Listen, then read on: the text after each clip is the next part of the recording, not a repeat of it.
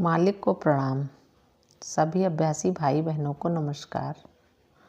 France में हुई वार्ता 8 जुलाई 1986। मालिक कहते हैं उनकी शिक्षा पद्धति ऐसी है जो हमें उनके निर्देशों को पढ़कर समझने और उसका अभ्यास करने के योग्य बनाती है। उसके साथ साथ वह हमारे अंदर होने वाले परिवर्तन को भी प्रकट करती है।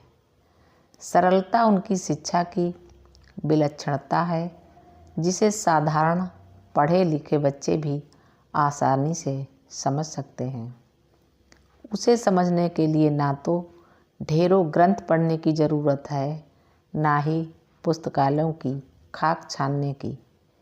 फिर भी उनमें इतने गूढ़ अर्थ छिपे हैं और इस तरह के क्रमबद्ध किए गए हैं कि अपनी प्रगति के लिए हमें जिन चीज़ों की ज़रूरत पड़ सकती है वे सारे सोपान उसमें समाहित कर दिए गए हैं। ये 3 डंडे वाली ऐसी सीढ़ी की तरह है जिसमें ऊपर वाले डंडे पर पांव रखने पर हमें आगे के लिए एक नया डंडा तैयार मिलता है। इसके साथ साथ एक दर्पण की तरह ये हमें अपने विकास का बोध भी कराती है। इस तरह हमारे विकास का स्तर दिखने के लिए यह एक स्थायी सूचक का काम करती है और सबसे बड़ी विशेषता ये है कि अपने अंदर छिपे ढेरों गूढ़ अर्थों का आभास देकर ये हमें आगे बढ़ने के लिए प्रेरित करती रहती है। हाँ, अभी तो समझने के लिए मेरे अंदर बहुत कुछ बाकी है। आगे बढ़ते चलो। ये किसी उपन्यास की तरह है जिसे पढ़कर फेंक दिया जाए। यहाँ तो 25 साल के अभ्यास के बाद भी इन किताबों में नए अर्थ मिलते जाते हैं। तब हमें मानना पड़ता है कि विकास के पथ पर जैसे जैसे हम आगे बढ़ते जाएंगे हमें इसके और गहरे अर्थ समझ में आने लगेंगे। वास्तव में शिक्षा के क्षेत्र में यह बहुमुखी प्रयास है।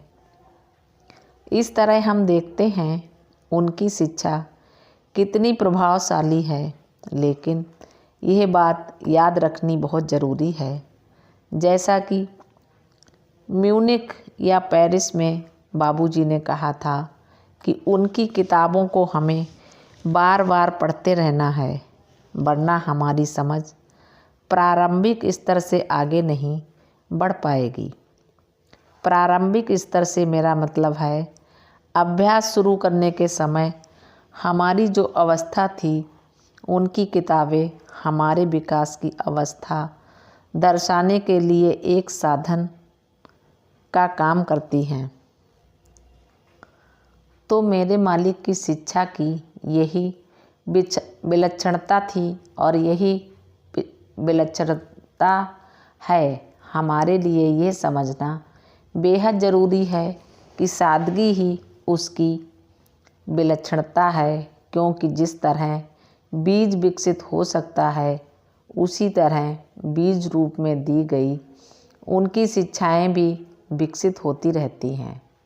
और यही इस मार्ग की खूबी है, क्योंकि चाहे हम दिल से अपनी यात्रा पूरी होने की जितनी भी दुआ मांगते हों, लेकिन यात्रा पूरी होते ही हमें निराशा की भावना घेर लेती है और हमारी सारी कोशिश बंद हो जाती है।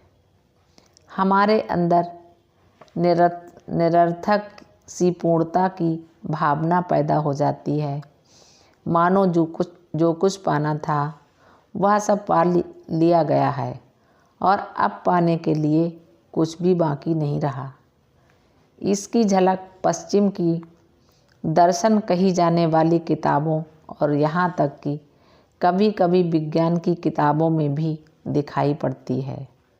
ये मानना कि कहने लायक हर बात कही जा चुकी है या कि विज्ञान में आगे खोज करने के लिए कुछ भी बाकी नहीं बचा, ये ज्ञान का केवल अपमान ही नहीं बल्कि ज्ञान की असीमता को नकारना है।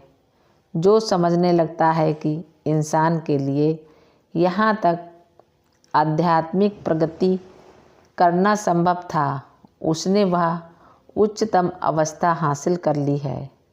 इसके आगे प्रगति हो नहीं सकती। उसमें भी वही हेकड़ी, वही गर्व मौजूद होता है। दरअसल ये मामूली हेकड़ी नहीं है कि कोई कहने लगे मैं ऐसा कर सकता हूँ या मैं उसे पढ़ सकता हूँ। ऐसी हेकड़ी उतनी विनाशकारी नहीं होती, लेकिन अगर कोई समझने लगे कि वह तो आध्यात्मिकता के शिखर पर पहुँच चुका है, तो यह आत्मघाती सिद्ध होती है, क्योंकि तब हम सारी कोशिश बंद करके आराम से बैठे रहते हैं। मालिक की शिक्षा का ये सबसे अहम पहलू है, क्योंकि बाबूजी हमेशा कहा करते थे, अभी तो बहुत कुछ पाना है, बहुत कुछ करना है। कभी कभी उनकी बात आश्चर्य में डाल देती, लेकिन अक्सर उनकी बात सुनकर झुंझलाहट पैदा हो जाया करती थी।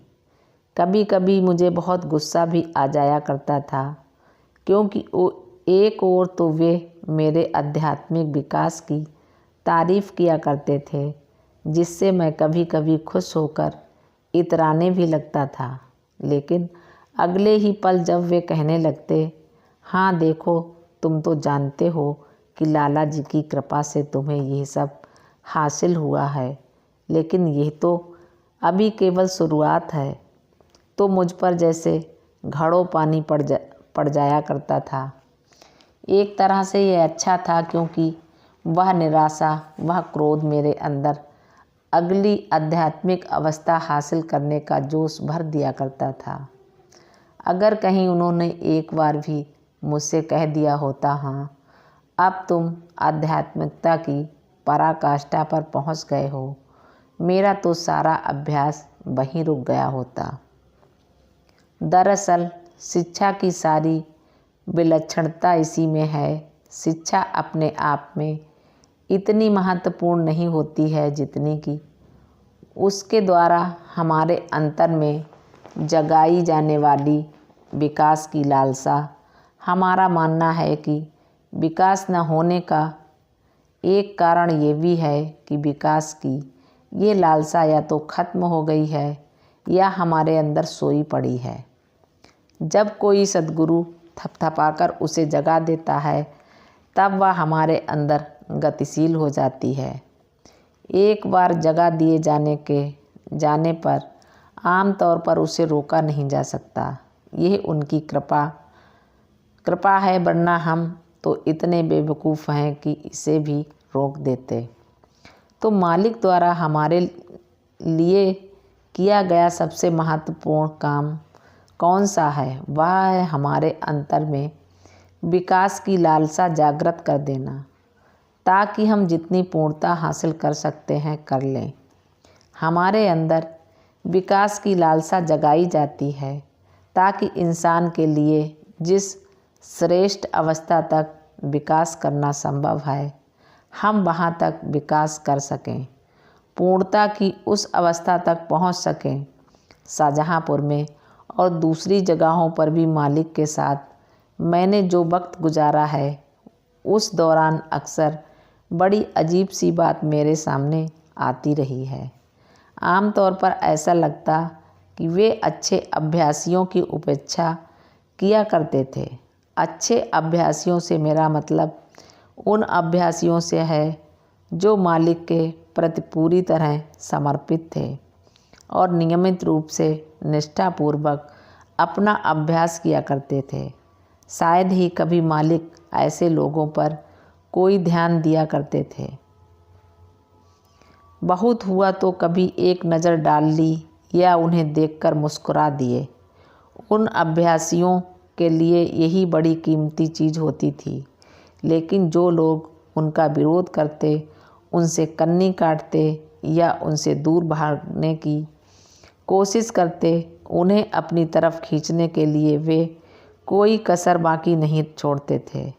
उनकी इस बात से मैं कभी कभी खिन्न भी हो जाया करता था, क्योंकि सभ्य समाज का ये चलन है कि सुपात्र की प्रशंसा और पुरस्कार के हकदार होते हैं। मालिक को प्रणाम। सभी अभ्यासी भाई बहनों को नमस्कार।